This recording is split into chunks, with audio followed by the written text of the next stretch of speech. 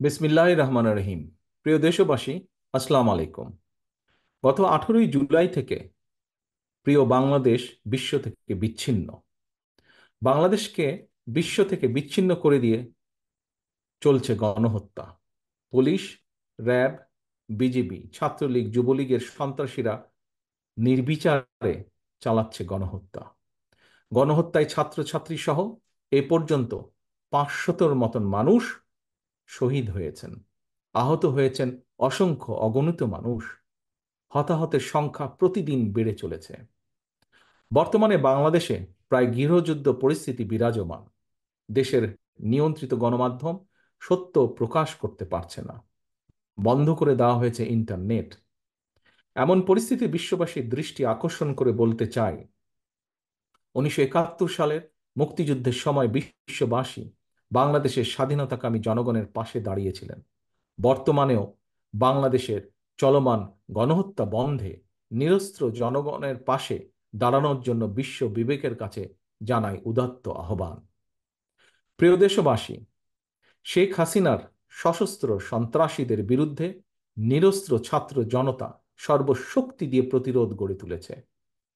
Police, RAB, BJP কিংবা ছাত্রলীগ, যুবলীগের সন্ত্রাসী বাহিনী লেলি দিয়েও গণ আন্দোলনকে দমনে শেখ হাসিনা ব্যর্থ হয়েছে চূড়ান্তভাবে।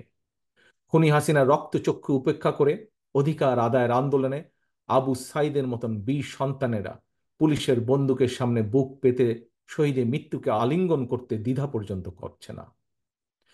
তাই যত অপচেষ্টাই চলুক, খুনি হাসিনার পক্ষে অবৈধভাবে আর রাষ্ট্র ক্ষমতা কোনোভাবেই দখল করে রাখা সম্ভব নয়। তাই ক্ষমতা হারানোর ভয় ভীত খুনি হাসিনা শেষ চেষ্টা হিসেবে দেশব্যাপী কারফিউ জারি করেছে, মোতায়েন করেছে সেনাবাহিনী। বাংলাদেশের পক্ষের সর্বস্তরের জনগণের প্রতি আহ্বান, আপনারা তথাকথিত কারফিউ ভেঙে দখল নিন রাজপথের। সেনাবাহিনীর কর্মকর্তা এবং সদস্যবৃন্দ, খুনি হাসিনা কারফিউ জারি করে সেনাবাহিনীকে রাজপথে দেশের ছাত্রছাত্রীর মুখোমুখি করে দিয়েছে। সেনা কর্মকর্তা এবং সেনা সদস্যদের দৃষ্টি আকর্ষণ করে বলতে চাই, খোঁজ নিয়ে দেখুন এই ছাত্রছাত্রীরা আপনার কিংবা আপনার কোনো একজন সহকর্মী, ভাই, বোন, সন্তান কিংবা স্বজন। তাহলে কাদের মোকাবেলা করতে বন্দুক হাতে আপনারা রাজপথে নেমেছেন? মনে রাখবেন, দেশের সার্বভৌমত্ব হুমকির মুখে পড়লে আজকের এই ছাত্রছাত্রীরাই আপনাদের সহায়তায় জীবন বাজি রাখবে। সেনা পরিবারের একজন সদস্য হিসাবে, একজন বীর মুক্তিযোদ্ধার সন্তান হিসাবে আমি আপনাদের উদ্দেশ্যে আরো বলতে চাই, দেশের গণতন্ত্রপ্রিয় জনগণ সেনাবাহিনীর কথা বলার সময় দেশপ্রেমিক শব্দটি ব্যবহার করে। সেনাবাহিনী যদি দেশপ্রেমিক হয়, তাহলে কি নিজের দেশের জনগণের বুকে কি গুলি চালাতে পারে? তাই সময় এসেছে আপনাদের সিদ্ধান্ত নেবার, সেনাবাহিনী কি দেশ এবং জনগণের পক্ষে থাকবেন, নাকি তাবেদারি শাসনের অধীনে নিজেদের মর্যাদাকে ভুলুণ্ঠিত করবেন? আমি আপনাদেরকে আরো একটি বিষয় স্মরণ করিয়ে দিতে চাই, সেনাবাহিনীর প্রিয় সদস্যবৃন্দ।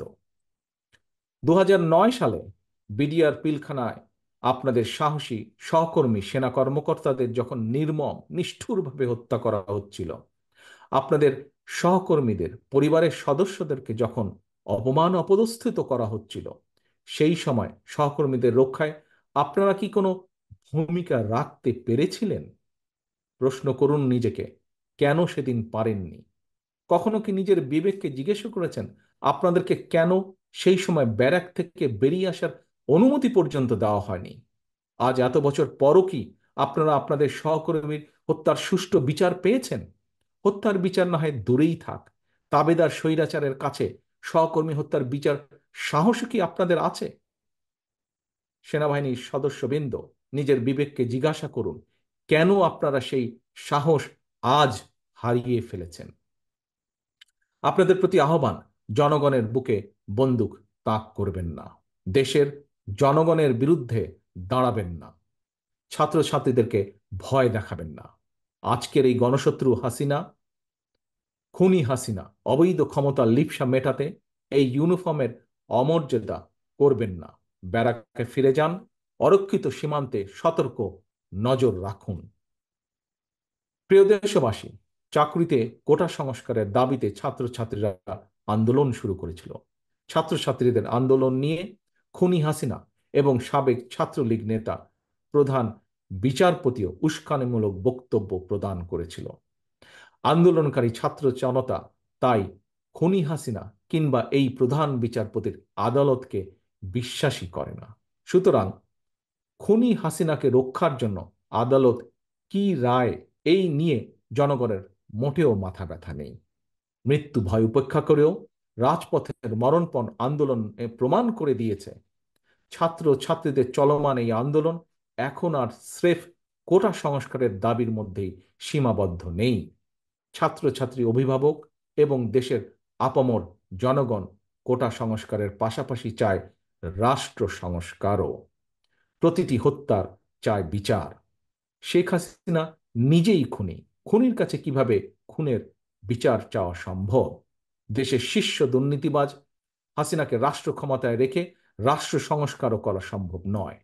আন্দোলনকারীদের তাই এখন একটাই দাবি, বাংলাদেশের জনগণের তাই এখন একটাই দাবি, খুনি হাসিনার পদত্যাগ। সেজন্যই দফা এক, দাবি এক, শেখ হাসিনার পদত্যাগ। প্রিয় দেশবাসী, একজন রাজনীতিক হিসাবে আমি আমার দলের নেতা কর্মী সমর্থকদের প্রতি এবং সন্তানের একজন পিতা এবং একজন অভিভাবক হিসাবে দেশের সকল সম্মানিত অভিভাবকদের প্রতি আমার বিনীত আহ্বান, খুনি হাসিনার খুনি বাহিনী আমাদের সন্তানদেরকে রাজপথে হত্যা করছে। খুনি হাসিনার বন্দুকের নল থেকে আমাদের সন্তানদেরকে যদি রক্ষা করতে হয়, তাদের নিরাপদ ভবিষ্যৎ যদি নিশ্চিত করতে হয়, তাহলে সকল শ্রেণী পেশার মানুষ তথা আপামর জনগণের জন্য একটি নিরাপদ বাংলাদেশ গড়ে তুলতে হয়। খুনি হাসিনার পতনের আন্দোলনের সর্বশক্তি দিয়ে তাহলে চূড়ান্তভাবে মাঠে নামুন। আজ, এখন থেকে, এই মুহূর্ত থেকে বিজয়ের ঘণ্টা বাজতে শুরু করেছে জনগণের পক্ষে। কিছু সময়ের অপেক্ষা মাত্র, ইনশাল্লাহ। আল্লাহ হাফেজ। বাংলাদেশ জিন্দাবাদ। বাংলাদেশ জাতীয়তাবাদী দল জিন্দাবাদ।